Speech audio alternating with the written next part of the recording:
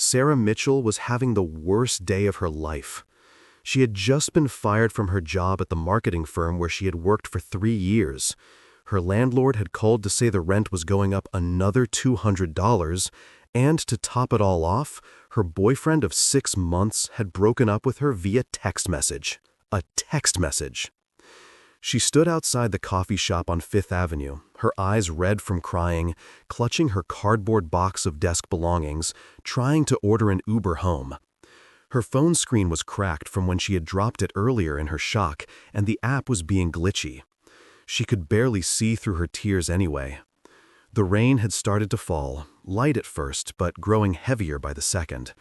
Of course it was raining. Because why would anything go right today?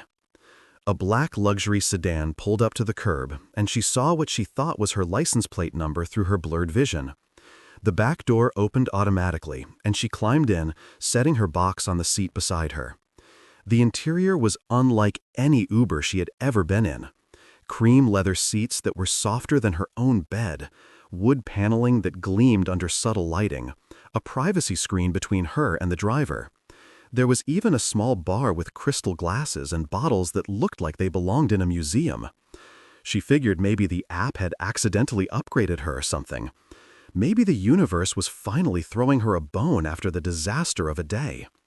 She was too emotionally exhausted to care or question it. She collapsed into the seat and let out a long, shuddering breath. The warmth of the car was a stark contrast to the cold rain outside. She closed her eyes, trying to hold back another wave of tears. That was when she heard the voice. "Come on, answer me. I know you are back there." Sarah looked up, startled. The privacy screen was down, and she could see the driver. Except he was not dressed like any Uber driver she had ever seen.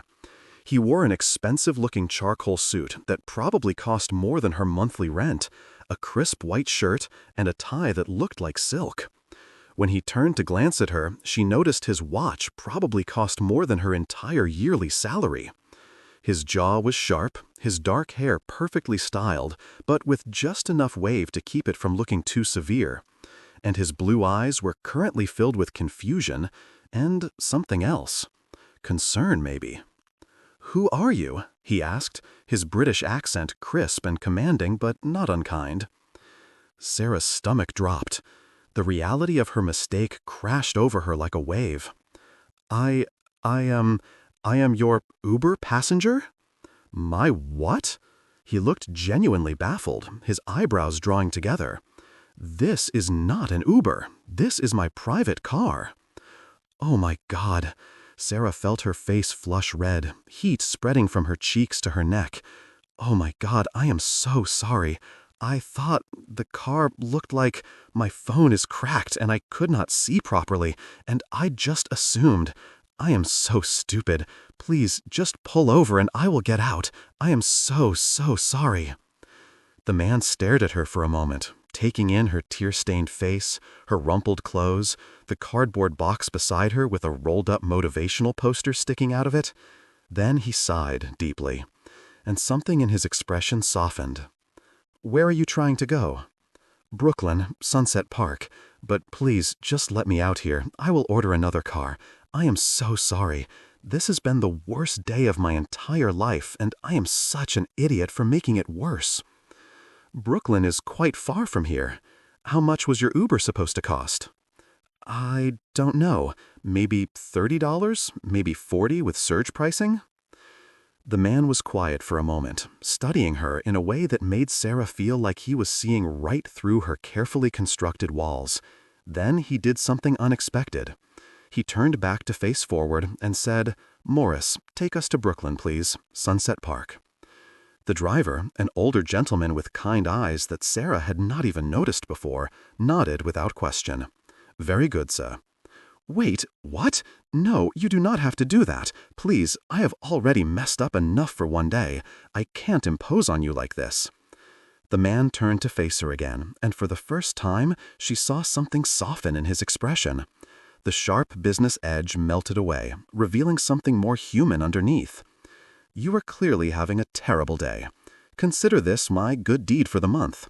Besides, I have a meeting in Brooklyn later anyway. This will just move up my schedule a bit." That was obviously a lie. Sarah could tell by the way he said it. Too casual, too quick. But she was too tired and too grateful to argue. She slumped back into the seat, feeling the tension slowly leave her shoulders. "Thank you. Really, I am sorry for barging into your car like some kind of crazy person." "You did not barge. You entered quite politely, actually. Rather gracefully for someone who appears to have been crying for some time." The man extended his hand. Across the seat. Alexander Ashford. Sarah hesitated, suddenly very aware of how disheveled she must look. Her hair was probably a mess, her makeup definitely smeared, and she was pretty sure there was a coffee stain on her blouse from earlier. But she took his hand anyway. His grip was firm and warm, and his hands were softer than she expected for a businessman. Sarah Mitchell. "Well, Sarah Mitchell, what brought you to tears and cardboard box carrying on Fifth Avenue today? You do not have to tell me if you do not want to, but I find that sometimes talking to a stranger helps, and I happen to be a very good listener." Sarah laughed, but it came out more like a sob. "Where do I even start? I got fired this morning. Well, technically it was 10:30, so late morning, I guess. My landlord raised my rent to an amount I definitely cannot afford now that I am unemployed, and my ex-boyfriend, broke up with me via text message while I was packing up my desk. So, yes, just a fantastic day all around. I should probably buy a lottery ticket because clearly my luck cannot get any worse." Alexander winced, and the sympathy in his eyes looked genuine. "That is truly awful. I am sorry. All in one day? All within about 4 hours, actually. It is almost impressive when you think about it. Like the universe looked at me and said, 'You know what? Let us see how much we can pile on Sarah in one morning.'" He reached for the bar and pulled out a bottle of expensive-looking whiskey, the amber liquid catching the light. "Would you like a drink? It might help take the edge off. It is 2 in the afternoon. You just listed 3 catastrophic life events. I think the time is irrelevant." He poured a measure into one of the crystal glasses and handed it to her. "And honestly, after a day like that, you deserve something stronger than coffee." Sarah took it, her fingers brushing against his for just a moment. When she sipped, the whiskey was smooth and warm, nothing like the cheap stuff she usually bought at the corner store. "This is really good." "It should be. It costs about $600 a bottle." Sarah nearly choked, coughing into her hand. "I just drank like $50 worth of whiskey." "Do not worry about it." Alexander poured himself a glass as well. "I have plenty more where that came from, and honestly, you need it more than I do right now. So, marketing firm, I assume, based on the box of belongings and the general corporate disaster aesthetic you have going on. How did you know it was marketing? The motivational poster rolled up in there. Only marketing firms seem to love those things. Let me guess, something about teamwork or synergy or reaching for the stars?" Sarah laughed, genuinely for the first time that day. "You are right. 3 years of my life at Davidson & Pierce, and all I have to show for it is a coffee mug with the company logo, some pens that are almost out of ink, a succulent plant that is barely alive, and a poster that says, 'Teamwork makes the dream work,' which is ironic considering they just fired me as part of a team. Why did they let you go, if you do not mind me asking?" "Budget cuts. They laid off 12 people today. I wasn't the only one, but that does not make it feel any better. I gave that company everything. Weekends when I should have been with friends, holidays when I should have been with family, late nights working on campaigns that I believed in, and they just cut me loose like I was nothing. Like 3 years of dedication and hard work didn't matter at all. The worst part is, my boss couldn't even look me in the eye when he told me. He just stared at his computer screen and read from what was obviously a script HR gave him." Alexander was quiet for a moment, studying her with an intensity that made her slightly uncomfortable. "That must feel like a betrayal.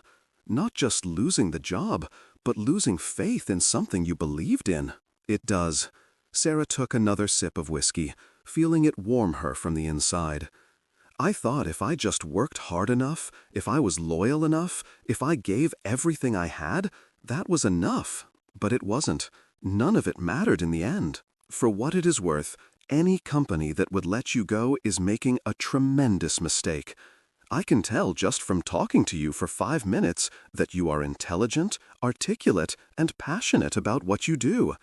Those qualities are rare. You can tell all that from 5 minutes? I am very good at reading people. It is a skill you develop when you spend as much time in boardrooms as I do. Alexander smiled, and it transformed his face completely. He went from intimidating businessman to someone approachable and real. What do you do, Alexander Ashford, besides ride around in fancy cars and rescue crying women who get into them by mistake? I run a company, Ashford Enterprises.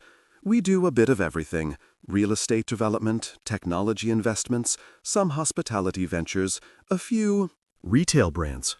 Whatever seems promising and aligns with our values. Sarah nearly dropped her glass. Wait, Ashford Enterprises? The Ashford Enterprises? The company that just built that new tower in Manhattan? The silver one that everyone is talking about? The same. Though personally I think the architecture is a bit too showy. My father chose the design. He likes making statements. Oh my God, you are that Alexander Ashford? I have seen you in magazines. Forbes did a whole article about you last year. They called you the Prince of Manhattan or something equally ridiculous. You are like a billionaire.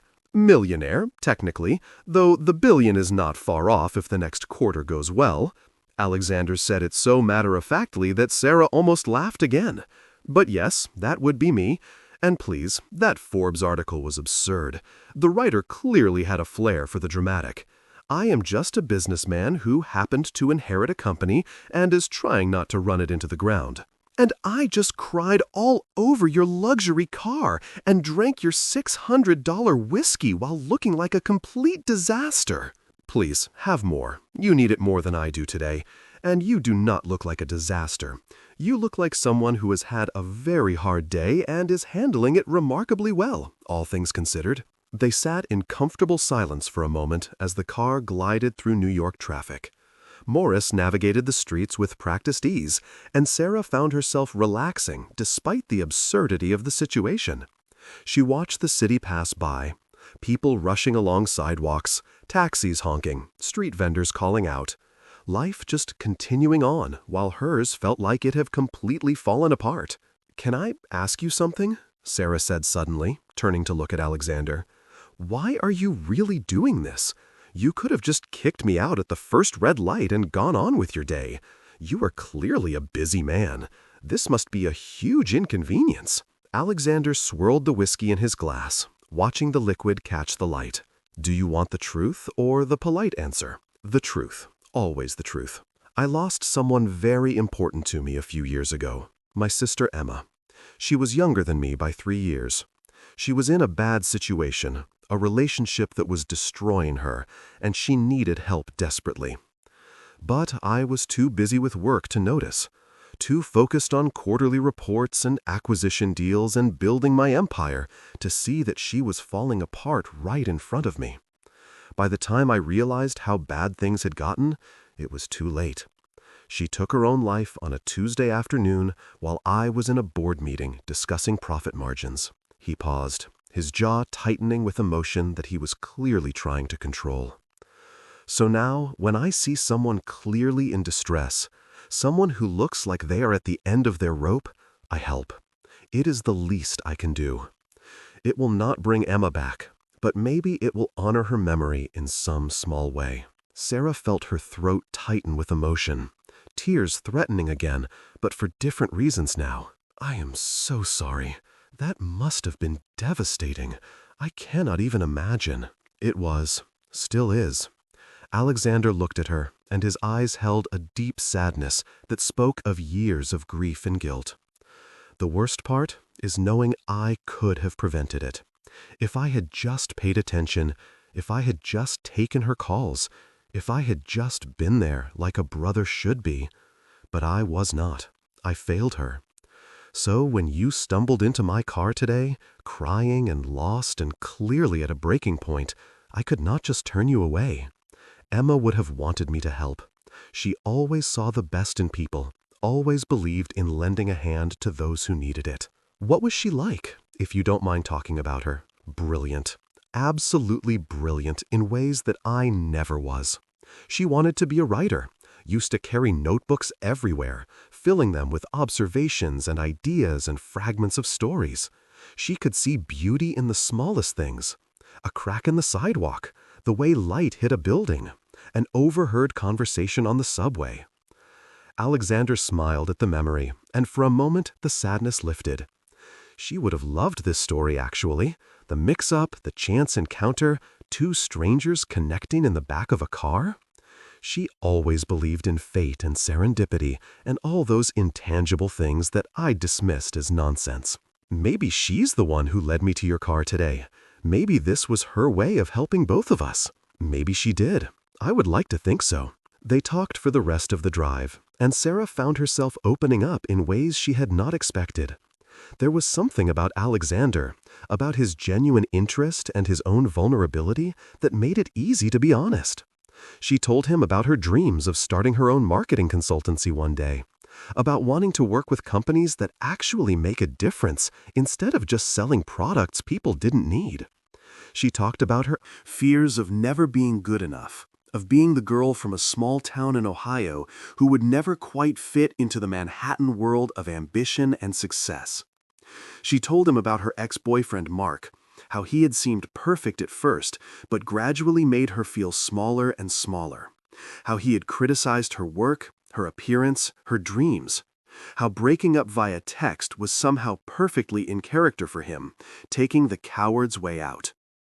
In turn, Alexander told her about the pressure of running a massive company at 32 years old, about the weight of thousands of employees depending on decisions he made.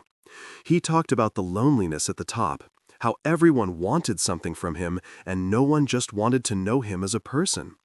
He described board meetings where men twice his age questioned his every decision, investors who only cared about returns and not about building something meaningful. He told her about his parents, successful entrepreneurs who had built Ashford Enterprises from nothing and now lived in semi-retirement in the Hamptons. How proud they were of him, but also how their expectations sometimes felt crushing. How his father had wanted him to go into law or medicine, traditional prestigious careers, and had been disappointed when Alexander chose business school instead.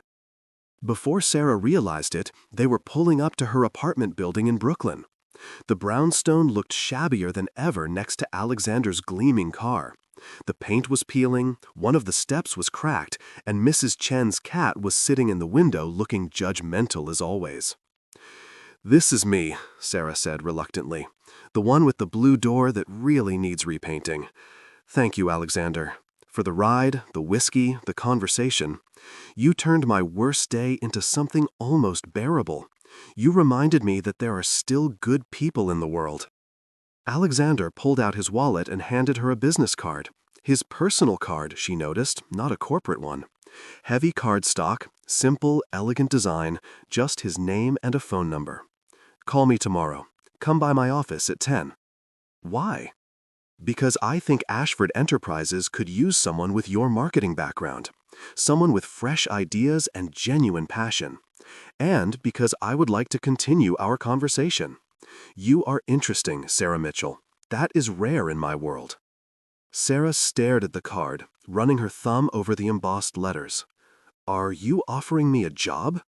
"I am offering you an interview. What happens after that depends on you and how well we work together. But I have a feeling you are exactly the kind of person we need. Someone real, someone who has faced adversity and kept going, someone who cares about more than just a paycheck.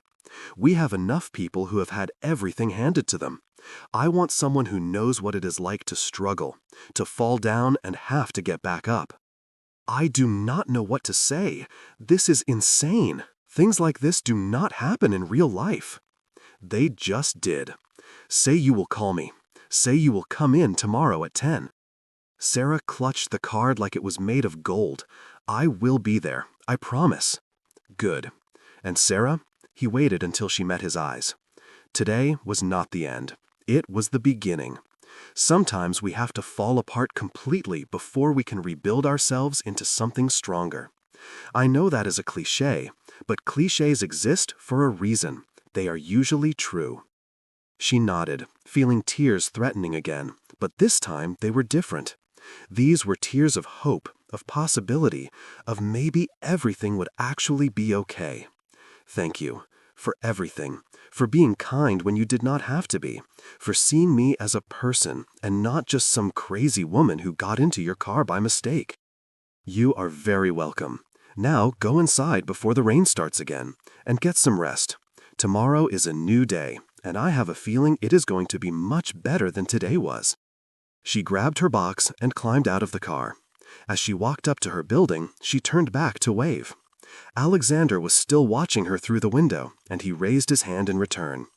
Then the car pulled away, disappearing into the Brooklyn streets. Sarah stood there for a long moment, looking at the business card in her hand.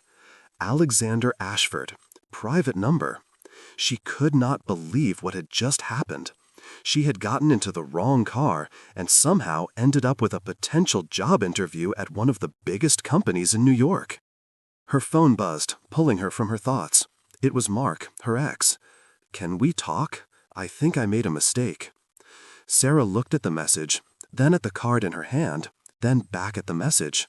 For the first time in 6 months, she felt absolutely nothing for him.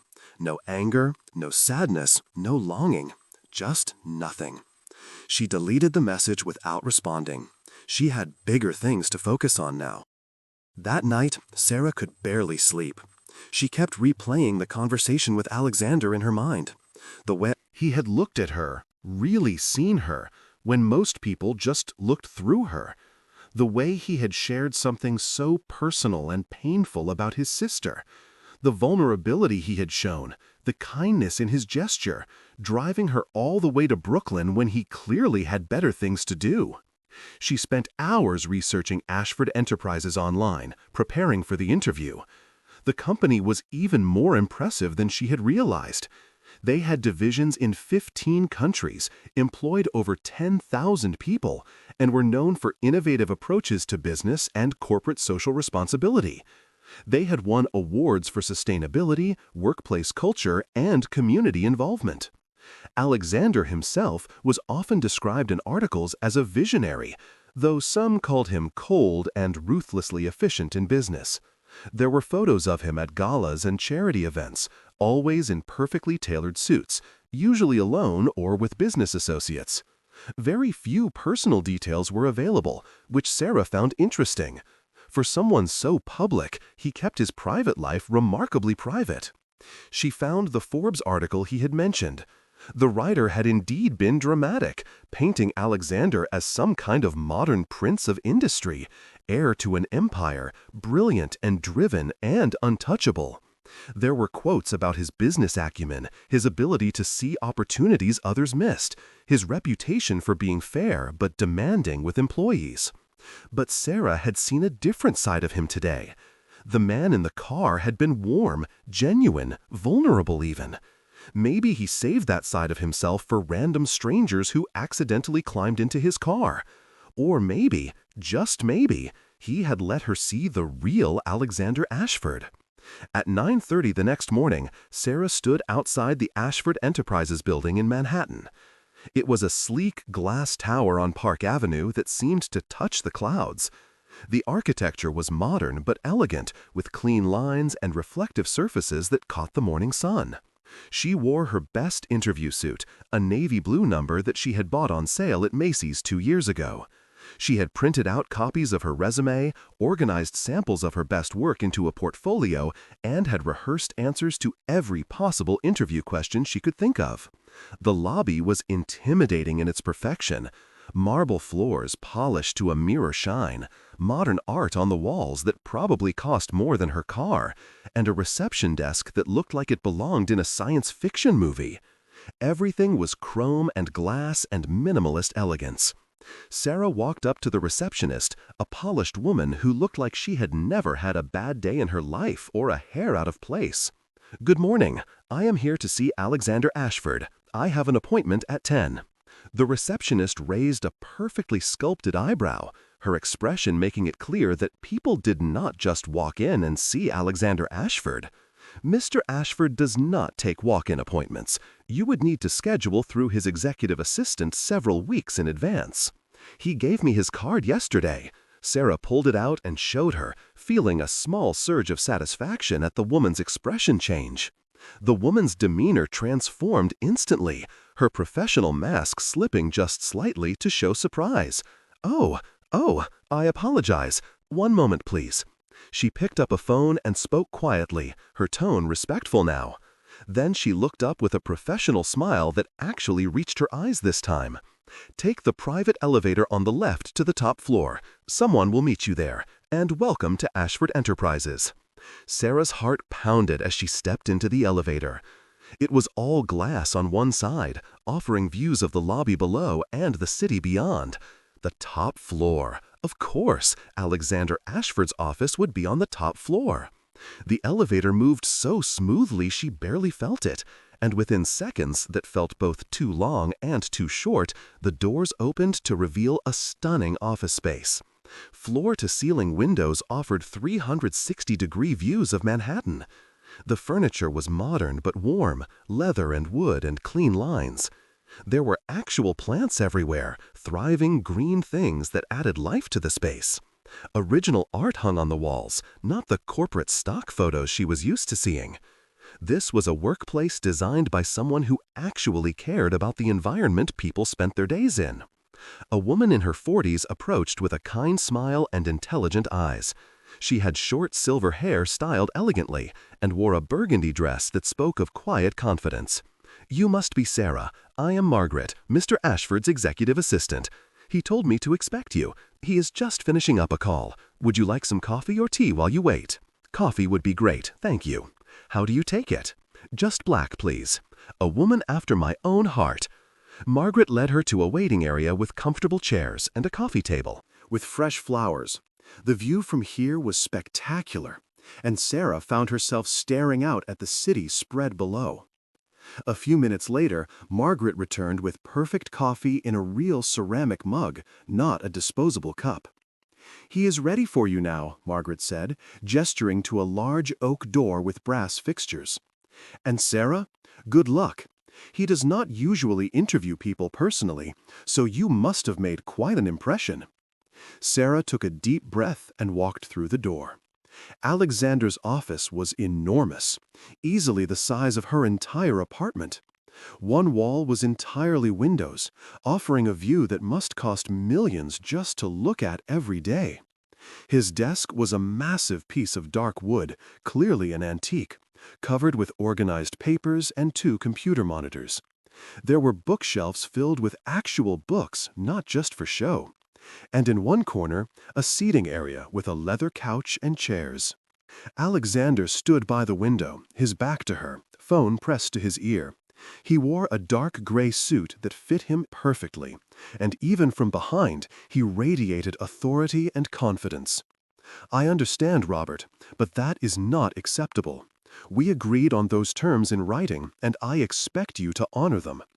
Either the contract gets signed as discussed with the original numbers, or we walk away, and you can explain to your board why you lost the biggest investor you had lined up. Your choice. Make it now." He listened for a moment. "Good. I will have my lawyers send over the final paperwork today. Pleasure doing business with you." He hung up and turned, his expression softening immediately when he saw Sarah. "Sarah, you came. I was not entirely sure you would." "Of course I came. You offered me an interview. And honestly, after yesterday, I would have crawled here if I had to." "That was quite the negotiation you just overheard. Sorry about that. Some people only respond to firmness. They mistake kindness for weakness, so sometimes you have to remind them who they are dealing with." Alexander gestured to the seating area by the window, away from his imposing desk. "Please, sit. How are you feeling today? Better than yesterday, I hope." "Marginally. My problems did not magically disappear overnight, but I have had some time to process everything, and I got about 3 hours of sleep because I was too nervous and excited about this meeting. Good. Nerves mean you care. That is important. Alexander sat across from her, and Sarah noticed he looked different in the office setting. More authoritative, more in command. The CEO version of the man she had met yesterday. But his eyes still held that same warmth and intelligence. So, let us talk about why you were here. I looked into your background last night after I got home. Called in a favor to get your personnel file from Davidson and Pierce. I hope you do not mind. That was fast. And no, I do not mind, though I am impressed you could get that so quickly. I am efficient when I want to be, and I have connections. Your work there was impressive, very impressive actually.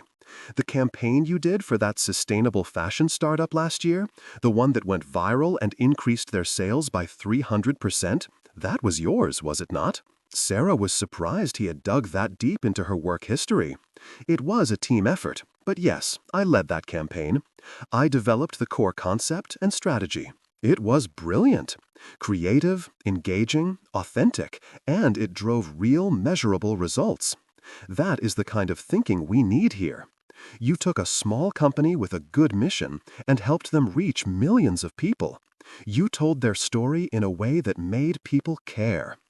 Alexander leaned forward, his intensity focused entirely on her. Sarah, I am not going to waste your time with a standard interview where I ask you where you see yourself in 5 years and what your greatest weakness is. I know you are talented. What I need to know is whether you are ready for something bigger than you have ever done before. What do you mean? I am launching a new division of the company, Ashford Ventures. We are going to invest in startups and small companies that are doing meaningful work.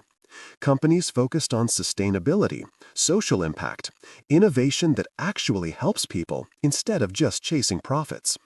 We are going to give them the resources and support they need to succeed. But money and resources are not enough. We need someone who can market these companies, tell their stories authentically, make people care about them the way you made people care about that fashion startup. I think you could be that person. Sarah's mind raced with possibilities and questions and excitement. Me? You want me to head up marketing for an entire division? I want you to build the marketing department from the ground up. Hire your team, set the strategy, develop the vision, do it your way. You would report directly to me, which means you would have significant autonomy, but also significant responsibility. Alexander Pulled out a folder from the side table and slid it across to her. This is what I am offering. Sarah opened the folder and nearly fell out of her chair. The salary was 3 times what she had been making at Davidson and Pierce. The benefits package was incredible. Full health insurance, dental, vision, retirement matching at 8%, 4 weeks of vacation, flexible work arrangements. Stock options that could be worth serious money if the company continued to grow. A signing bonus of $20,000. This is insane. This cannot be real. This is what you are worth. That firm you worked for was underpaying you dramatically, taking advantage of your dedication and loyalty. I am offering you fair market value for your skills and experience. Alexander watched her carefully, reading her reactions. I know it is a risk. You would be building something from nothing. There will be long hours, high pressure, challenges you have never faced before. And I can be demanding. I have high standards and I expect excellence. But I believe in you. Yesterday in the car, I saw someone who has passion and intelligence and resilience. You have been knocked down and you are getting back up. That is what I need. That is what this division needs. Why me, though? You could hire anyone. People with more experience, bigger names, proven track records at major firms. I have worked with those people. They are competent, sure, but they lack something essential: heart. They treat it like just another job, another line on their resume. You actually care. I could see it when you talked about your work yesterday. You are not in marketing for the money or the prestige or the corner office. You are in it because you love the craft of storytelling and connecting with people. You believe in the power of ideas to change minds and behaviors. That passion cannot be taught or faked. Either you have it or you do not, and you clearly have it. Sarah looked at the contract, her hands shaking slightly. Then at Alexander's face, seeing the sincerity and belief in his expression. Then back at the contract with its life-changing numbers. This is the most incredible opportunity anyone has ever offered me. So, say yes. Say you will take a chance on yourself and on this vision we can build together. I know it is scary. Change always is. But I think we could do something really special here, something that matters. Sarah thought about her empty apartment that she could no longer afford, her overdrawn bank account, her uncertain future stretching out like a void. Then she thought about yesterday, how Alexander had shown her kindness when he could have easily just kicked her out of his car, how he had seen her potential when she could barely see past her own despair, how he had trusted her with his pain about losing his sister. This was not just a job offer. This was someone believing in her when she had stopped believing in herself. I do not need time to think about it. I am in. Let us build something amazing together. Alexander's face broke into a genuine smile, and Sarah realized it transformed him completely. The intimidating CEO disappeared, replaced by someone approachable and warm and real. Excellent. Welcome to Ashford Enterprises, Sarah Mitchell. I think this is the beginning of something remarkable, the beginning of something that might change both of our lives in ways we cannot even imagine yet. They spent the next 3 hours discussing the vision for Ashford Ventures in detail. Alexander talked about wanting to support companies that made a real difference in the world, not just chasing profits for shareholders. He wanted to invest in women-led startups that struggle to get traditional funding, minority-owned businesses fighting against systemic barriers, companies working on sustainability and climate solutions and social impact. He showed her his list of potential investment targets, companies doing everything from developing affordable clean energy to creating educational technology for underserved communities, to reimagining supply chains to be more ethical and sustainable. Sarah found herself getting excited in a way she had not felt about work in years, maybe ever. This was not just marketing products to drive sales. This was about helping people achieve their dreams, about making a real, measurable impact on the world. She started brainstorming immediately, ideas flowing faster than she could write them down. She talked about integrated campaigns that told authentic stories, about leveraging social media to build communities around these companies, about creating content that educated and inspired rather than just sold. Alexander listened intently, occasionally interjecting with questions or suggestions, but mostly letting her talk. She could see him evaluating her, but not in a judgmental way. He was watching her process, seeing how her mind worked, and she could tell he liked what he saw. As the meeting wrapped up, Alexander walked her to the door. "Sarah, there is one more thing I want you to know. What I shared with you yesterday about my sister Emma, about losing her, that was not something I tell many people. In fact, I can count on one hand the number of people who know the full story. Most people know she died, but they do not know how or why. I do not share that lightly. I am honored you trusted me with it. I will never repeat what you told me. I know. That is part of why I'm hiring you. You are trustworthy. In this business, in this city, that is rarer than you might think." Alexander held out his hand, and she shook it, feeling the same warmth and firmness from yesterday. "Welcome to the team, officially. Margaret will get you set up with all the paperwork and orientation logistics. Come back Monday morning. We will start building your department, and I have a feeling we are going to do incredible things together. I will not let you down, Alexander. I promise you that. I know you will not. And Sarah?" He paused, seeming to consider his words carefully. "Thank you for getting into the wrong car yesterday. It might have been the best mistake either of us ever made." Sarah walked out of the building feeling like she was floating several feet above the sidewalk. In less than 24 hours, her entire life had changed completely and irrevocably. She had gone from unemployed and heartbroken and hopeless to landing her dream job at one of the most prestigious companies in New York. She would be building something from scratch, leading a team, making real impact. But it was more than that, something she was not quite ready to examine too closely yet. There was something about Alexander that made her pulse quicken, that made her want to prove herself, not just professionally, but personally. Something in the way he looked at her, like he saw potential she had not even recognized in herself yet. She told herself it was just gratitude, just the excitement of the new opportunity. But deep down, in a place she was not ready to acknowledge, she knew it was more than that. Over the weekend, Sarah prepared obsessively for her new role. She made lists and spreadsheets and mind maps. She researched every company on Alexander's potential investment list. She started thinking about who she might want to hire for her team, reaching out quietly to a few former colleagues she had respected. She sketched out organizational structures and campaign concepts and strategic frameworks.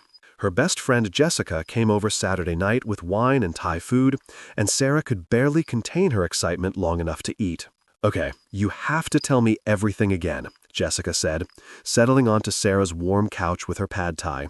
"You text me Thursday that you got fired and your life is over, and then like 6 hours later, you text me that you have a new job at Ashford freaking Enterprises making 3 times your old salary? What actually happened? Because that sounds insane even for you." Sarah told her the whole story again, from getting into the wrong car to the intense 3-hour meeting with Alexander on Friday. Jessica's eyes got progressively wider with every detail. "Wait, hold on. You spent like over an hour in a car with Alexander Ashford? The Alexander Ashford? The guy who was on the Forbes 30 under 30 list? The hottest billionaire under 40 in New York, according to that magazine article?" "Millionaire, technically," Sarah corrected with a smile. "But yes, that Alexander Ashford. Girl, I do not care about the technical differences between millions and billions. That man is gorgeous. Those blue eyes, that jaw, that accent. And you were telling me he just offered you a job creating an entire division? Just like that?" It was not just like that. We had a real, meaningful conversation. He saw my work, recognized my potential, understood what I could bring to the company. This is a legitimate professional opportunity based on my skills and experience. Jessica gave her a knowing look that made Sarah uncomfortable. "Uh-huh. And did you happen to notice that he is incredibly attractive while you were having this very professional conversation?" Sarah hesitated, swirling wine in her glass. "I mean, yes, objectively he is attractive, but that is not what this is about. He is my boss now. It would be completely inappropriate to think of him as anything other than my employer." "But you do think he is attractive. I can see it on your face. You get that look." "What look?" "That look you get when you like someone. Your eyes go soft and you smile without realizing it. You have been smiling constantly since I got here. I am excited about the job opportunity. That is all." "Sure, keep telling yourself that. But I am just saying, if a man who looks like that, with that much money and power, shows up in my life and starts giving me 6-figure jobs and believing in me, I am at least considering the romantic possibilities." "He told me about losing his sister. It was heartbreaking. He is vulnerable under all that CEO confidence. He's dealing with real grief and guilt, which makes him more attractive, not less. A hot, successful man who is also emotionally available and capable of vulnerability? That is like finding a unicorn." Jessica pointed her chopsticks at Sarah for emphasis. "I am just saying, do not write off the possibility that this could become something more than professional. Stranger things have happened." "Nothing is going to happen," Sarah insisted, but even as she said it, she felt the flutter of doubt. Because if she was being truly honest with herself, she had not stopped thinking about Alexander since the moment she climbed out of his car. Not just about the job, but about him. The way he looked at her, the way he listened like her words actually mattered, the way his hand felt when they shook goodbye, the way his voice dropped when he talked about things that mattered to him. But he was her boss now. That changed everything. She needed to focus on proving herself professionally, on building this department into something extraordinary. There was no room for complicated feelings or inappropriate attraction. She would keep things strictly professional, no matter how much her traitorous heart might want otherwise. Monday morning arrived too quickly, and not quickly enough. Sarah was at the Ashford building by 8, dressed in a new blouse she had splurged on over the weekend and her lucky earrings. Margaret met her at the elevator with a warm smile and a thick folder of paperwork. "Welcome to your first official day," Margaret said kindly. "We have quite a bit to get through this morning. Orientation, paperwork, setting up your credentials and computer access. Then Mr. Ashford wants to have lunch with you to discuss your initial priorities and introduce you to some key people. You have also been assigned an office on this floor, just down from Mr. Ashford's. Let me show you." "I get my own office?" Sarah could not hide her surprise. "I thought I would be in a cubicle or a shared workspace or something." Margaret laughed, a genuine warm sound. "Not when you are a department head reporting directly to Mr. Ashford. Come on, I think you will be pleased." The office was beautiful, not as large as Alexander's suite, but still spacious and filled with natural light from floor-to-ceiling windows.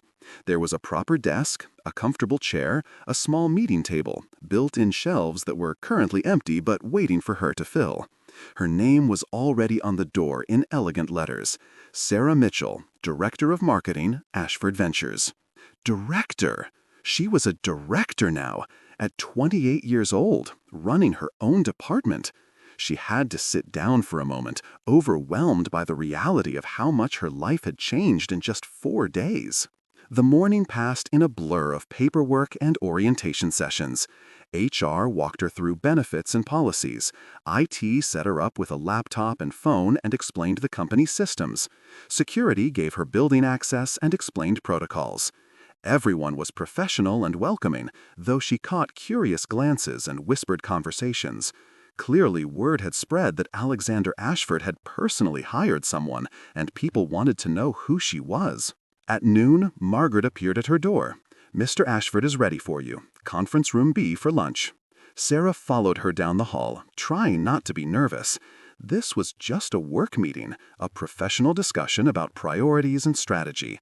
The fact that her heart was beating faster had nothing to do with seeing Alexander again, and everything to do with normal first-day nerves. The conference room was smaller and more intimate than she expected. Round table instead of the typical long rectangular one. Windows overlooking the city. Alexander was already there, jacket off and sleeves rolled up, looking at his tablet and making notes. He looked up when she entered, and his face transformed with a genuine smile. "Sarah, good. Welcome. How was your first morning? Are they taking good care of you?" "Overwhelming, but exciting. There is so much to learn, so many systems and people and processes." "You will get there quickly. I have faith in you." He gestured to the table where lunch had been laid out. Italian food spread family style. Pasta, salad, bread, grilled vegetables. All from a restaurant Sarah recognized as wildly expensive and impossible to get reservations at. "Please, help yourself. I may have overordered." They filled their plates and settled in. For a few minutes they ate in comfortable silence, and Sarah was grateful he did not feel the need to fill every moment with conversation. Then Alexander set down his fork and pulled out a folder. "I have identified the first 5 companies I want Ashford Ventures to invest in," he said, sliding the folder across. "I need you to meet with the founders." Of each one, really understand their companies, their missions, their stories. Then develop comprehensive marketing strategies that will help them grow and reach their potential. This will be your primary focus for the first few months. Sarah opened the folder, scanning the company profiles. A clean water technology startup founded by 2 women engineers. A sustainable fashion company run by immigrants. An educational technology platform for students with learning disabilities. A urban farming initiative bringing fresh food to food deserts. A renewable energy company developing affordable solar panels. Every single one was doing meaningful, important work. "These are incredible," she said softly. "These companies could genuinely change lives." That is exactly why I want to invest in them. But they need help getting their message out. They need someone who can tell their stories in ways that make people care, that drive investment and customers and growth. That is where you come in. No pressure then, Sarah said with a nervous laugh. You can handle it. I would not have hired you if I did not believe that completely. Alexander leaned back in his chair, studying her. I also want you to start building your team this week. You will need at least 3 people initially. A social media specialist who really understands modern platforms and engagement. A content creator who can write, shoot video, maybe handle some basic design. And a graphic designer who can create visual identities and materials. Maybe more as we expand, but start with 3 strong people and build from there. That is a lot of trust to give someone who just started.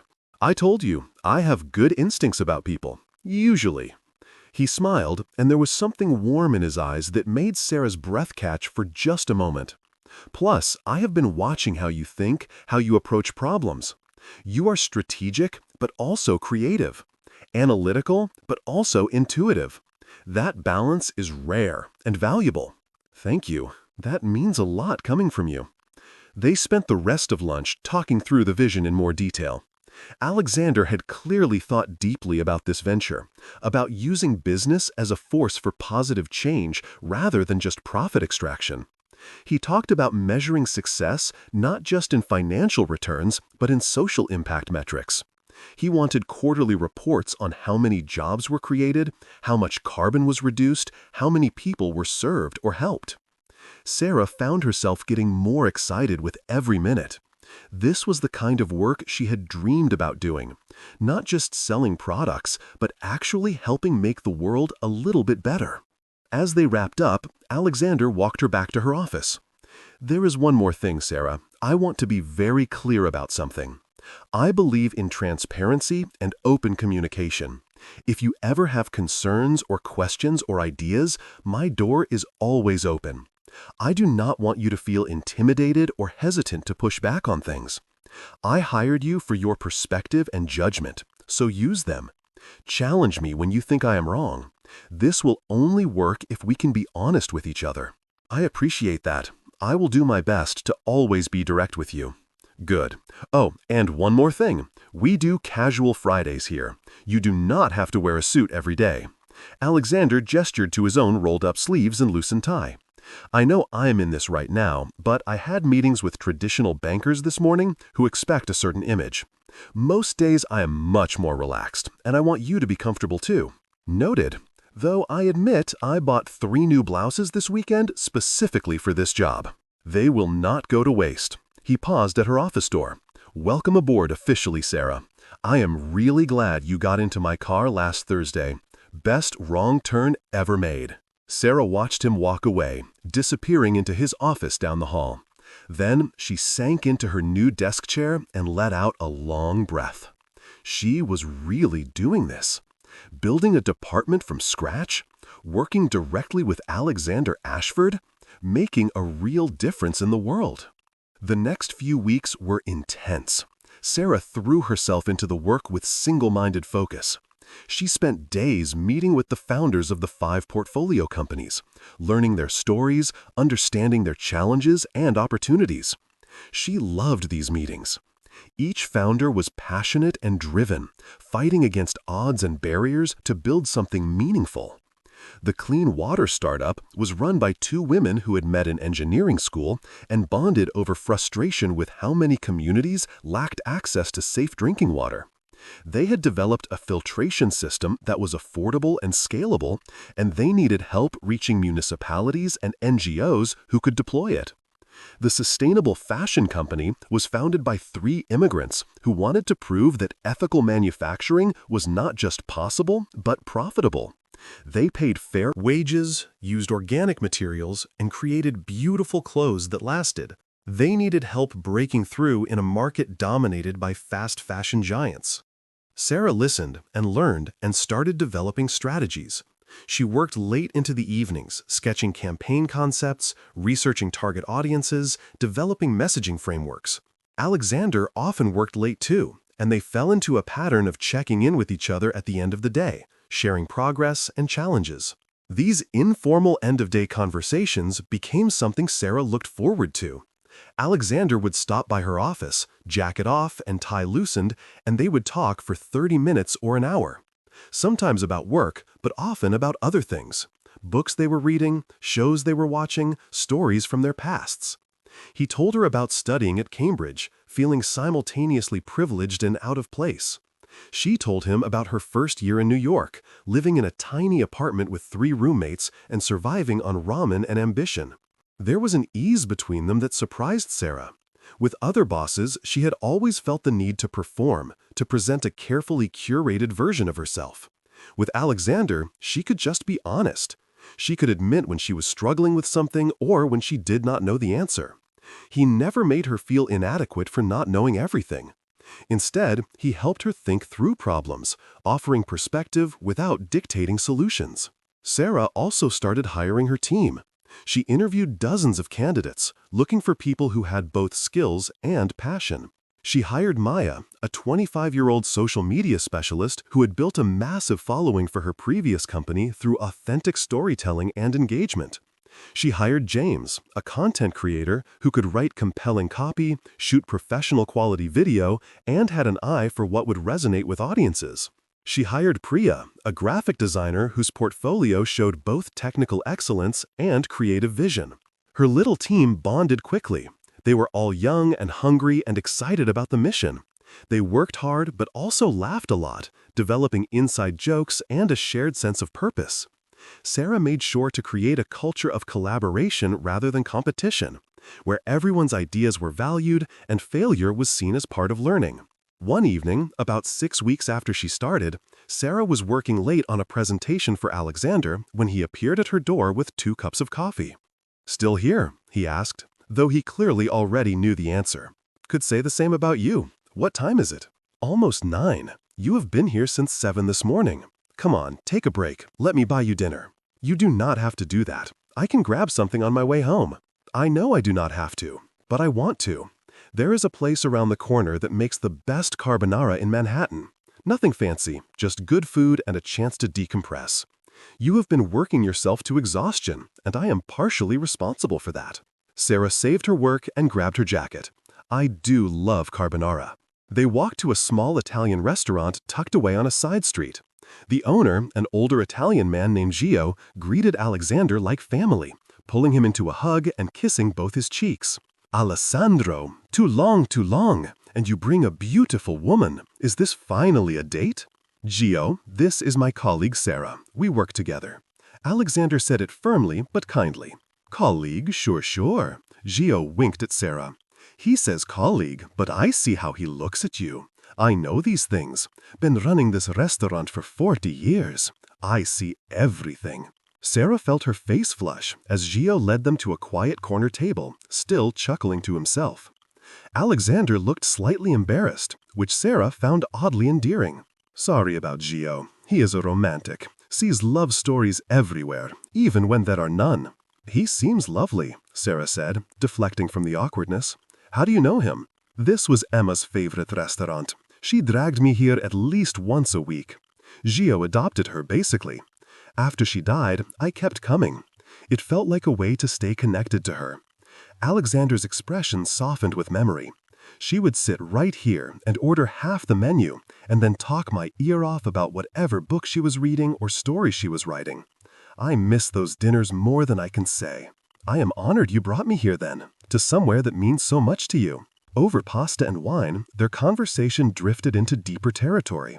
They talked about loss and grief, about how you learn to live around the holes that death leaves in your life. Sarah shared about losing her grandmother, the woman who had raised her after her mother struggled with addiction.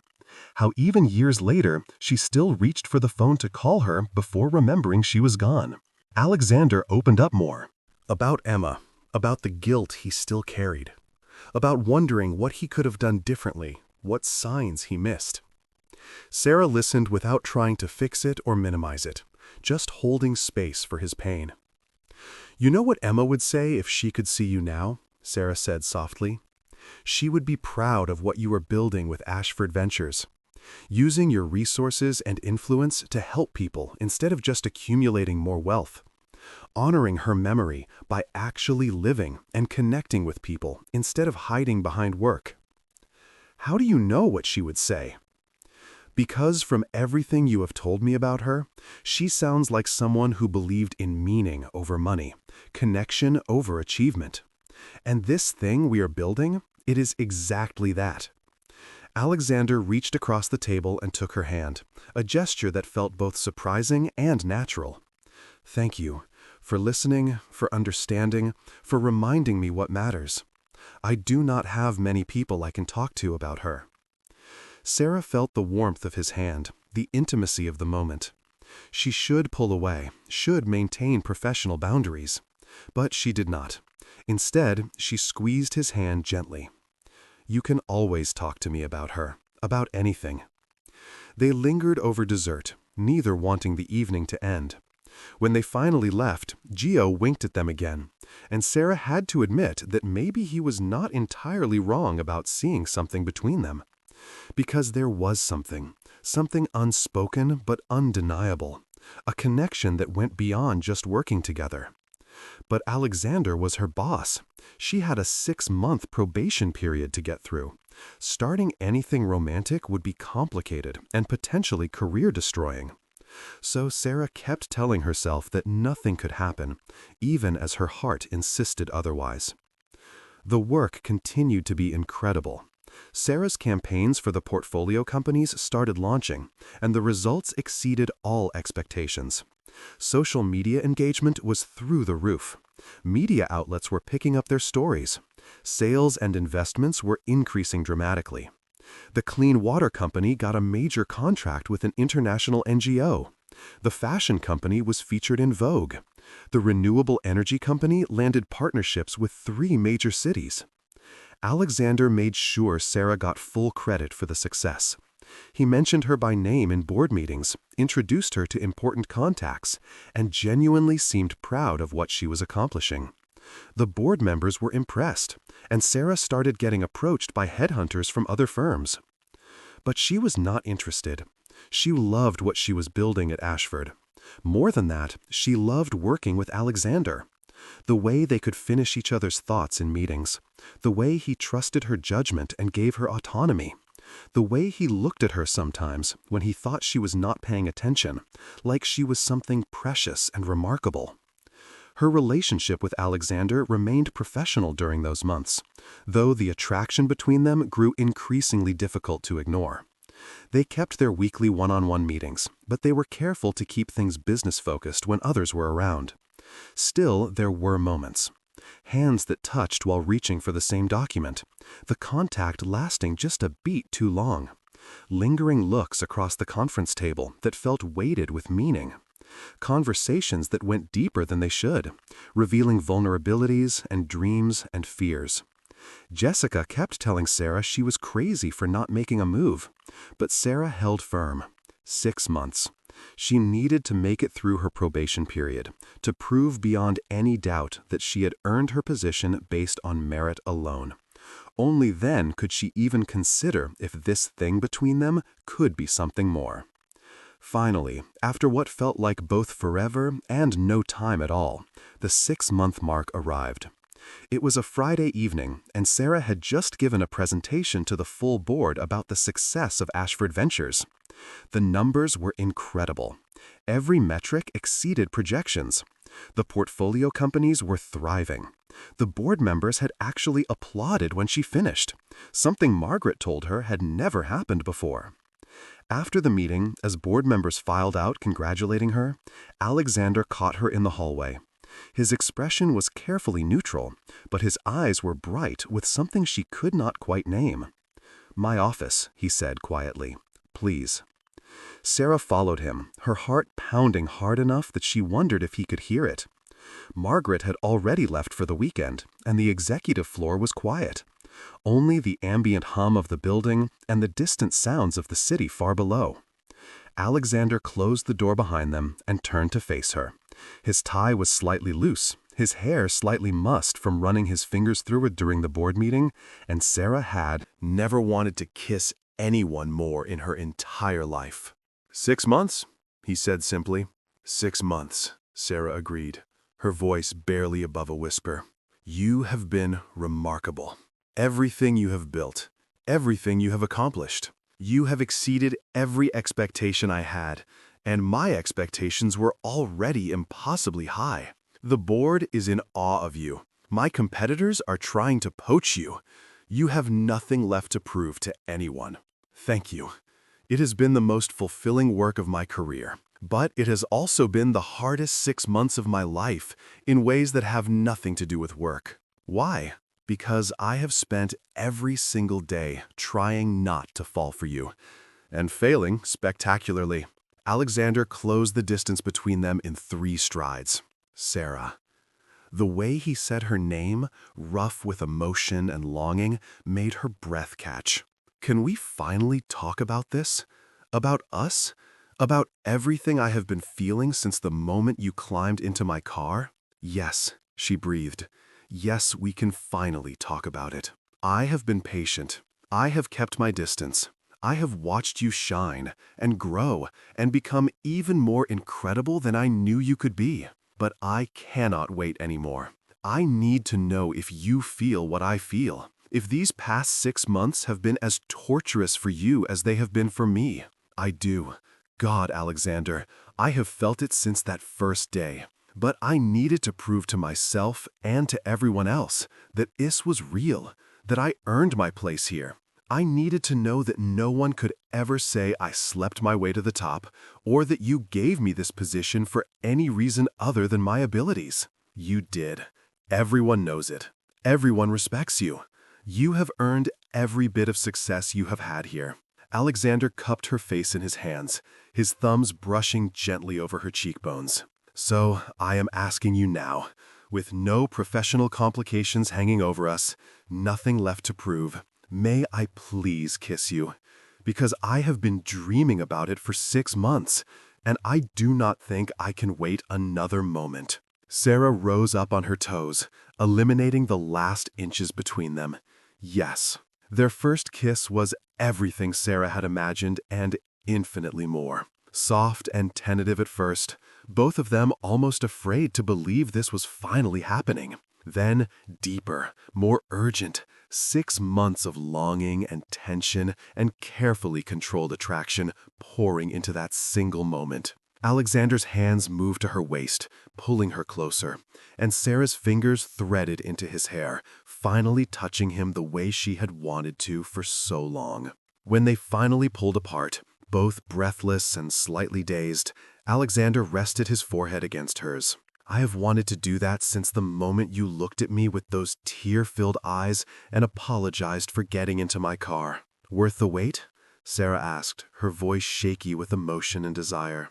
Worth every agonizing moment, though I do not intend to wait any longer for anything else. They ended up on his couch, talking and kissing until late into the night, making up for months of restraint. They agreed to take things slow in terms of going public with their relationship, wanting to be thoughtful and strategic about how they announced it. They would tell HR first, make sure everything was properly documented and above board, then close friends and family, then eventually the company at large. But they also agreed that this was real, that what they had was worth pursuing, despite the complications and the scrutiny it would bring. Because somewhere between that wrong car ride and this moment, they had become something more than boss and employee. They had become partners, confidants, and now, finally, something even deeper. The following weeks were blissful and terrifying in equal measure. They kept their relationship private initially, only telling Margaret and HR and Jessica. At work, they maintained professional boundaries, but the knowledge of what they were to each other added an electric undercurrent to every interaction. Stolen glances across meeting rooms, hands brushing as they passed each other in hallways, quiet dinners after work that felt like precious secret moments. Alexander took Sarah on dates that revealed different sides of him. They went to a jazz club in the village where he knew all the musicians. They spent a Sunday afternoon at the Metropolitan Museum where he surprised her with his knowledge of Impressionist painting. They took long walks through Prospect Park, just talking and being together without the weight of the office around them. Sarah met Alexander's parents at their home in the Hamptons. Richard and Elizabeth Ashford were formidable, but warm. Exactly the kind of people who could build an empire from nothing. They welcomed Sarah immediately, especially when they saw the way Alexander looked at her, the way he smiled more easily around her, the way some of the heaviness he had carried since Emma's death seemed lighter. Elizabeth pulled Sarah aside before dinner and took her hand. "I have not seen my son this happy in years. Thank you for reminding him that there is more to life than quarterly reports and board meetings." At work, Sarah continued to excel. Ashford Ventures was now the most talked about division in the company, generating both profit and genuine positive impact. She had expanded her team to 7 people, launched initiatives with 12 companies, and was being considered for a VP position. Industry publications were writing about her innovative approaches to purpose-driven marketing. She was invited to speak at conferences and quoted in articles about the intersection of business and social good. Through it all, Alexander supported her without overshadowing her accomplishments. He made sure people knew this was her work, her vision, her execution. When skeptics suggested he was playing favorites because of their relationship, the results spoke for themselves. Sarah had earned every bit of her success. One evening, about 9 months after that first wrong car ride, Alexander surprised Sarah by having Morris pick her up in the same black sedan. She climbed in, confused, to find Alexander waiting with that same bottle of expensive whiskey. "What are you doing?" "Recreating our meet-cute," he said, with a smile that made her heart flip. "Only this time, you are getting into exactly the right car." Morris began to drive, taking them on a route through Manhattan. Sarah settled into the seat beside Alexander, her hand finding his naturally. "Sarah Mitchell," Alexander began, his voice carrying a weight that made her pay closer attention. "Do you remember what I told you that first day? That what felt like an end was actually a beginning?" "I remember every word you said to me that day. You were at your lowest point. You had just lost everything that mattered to you. Your job, your home security, a relationship that was not good for you but still hurt to lose. And somehow, through what you thought was a mistake, you ended up in my car. Best wrong turn I ever made." "It was not a mistake. I have been thinking about this a lot. What are the chances? What are the actual statistical odds of you getting into exactly my car at exactly that moment? Of me being there right when you needed someone? Of everything that has happened since? Are you saying you believe in fate now?" "I am saying I believe in us." Alexander pulled out a small velvet box, and Sarah's breath caught in her throat, her hand going to her mouth. "That day changed both of our lives in ways neither of us could have imagined. You needed saving, but what I have realized is that I needed saving too. I had been going through the motions, building an empire but forgetting to actually live, hiding from grief and guilt behind endless work. And then you appeared, crying and lost and so beautifully human, and you reminded me what it means to really live, to take chances, to open my heart again after losing Emma." "Alexander," she whispered, tears already starting to fall. He opened the box to reveal a stunning emerald ring surrounded by diamonds. Emma's favorite color was green. I had this made with a stone from a necklace she loved. I wanted her to be part of this moment because I know she would have loved you. She would have been the first person to tell me not to let you get away. It is perfect. She is perfect. This is perfect. Sarah Mitchell, will you marry me? Will you spend your life with me? Will you continue to challenge me and inspire me and remind me that there is more to life than just work? Will you be my partner in every sense of the word?" Sarah was nodding before he even finished the question. "Yes, yes, 1,000 times yes. I love you so much." He slipped the ring onto her finger, and it fit perfectly, catching the light and sparkling like a promise. I love you too. From the moment you cried in my car, I knew you were going to change my life. I just had no idea how completely." Sarah threw her arms around him, kissing him through her tears.